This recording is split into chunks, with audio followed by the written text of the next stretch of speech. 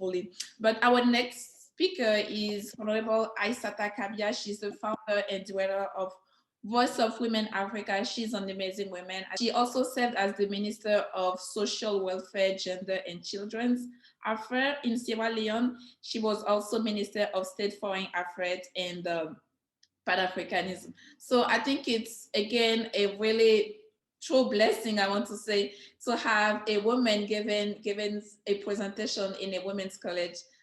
So we are resilient, resourceful, we're enterprising, but we're only 20% of elected seats in Sierra Leone. But you can see there's a correlation between that 20% and the almost 80% illiteracy rate. So we know where we have to focus. Education is the sine qua non. So educating girls is something we have focused on for all the reasons I've just highlighted.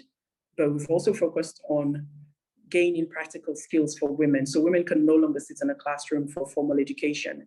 So I work a lot with lowly educated or women with no education at all, just trying to get them some practical skills where they can earn their own money.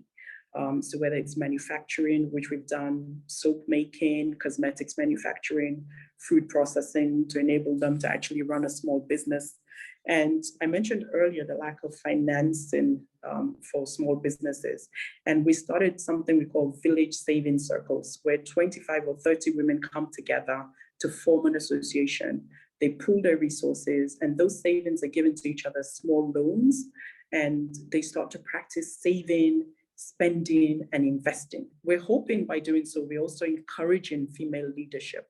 So if you're able to take leadership within your community, we want to amplify that voice. And we want to see these women then running for elected office, whether it's at the councillor level, at local council, or as MP, and eventually for higher office. And of course, you know, with women, water is also very important to us in Sierra Leone. You've seen recently how buckets of water or jugs of water at that time had to be carried long distances of some very rough terrain in old Yagala, while the living there was already difficult based on the terrain, but then women had to do the hardest kind of work. So this kind of work still goes on in Sierra Leone, particularly for women and girls. On International Women's Day, on International Day of the Girls last October, I actually did a picture of myself with a bucket on my head, carrying a bucket of water. And it was the first time I have ever had a bucket of water on my head. And even just for the photograph, I had to throw half of that water away because I just could not do it. So I always imagined that since then, how is it that girls so young sometimes have to do this on a daily basis, sometimes waking up at 4 a.m.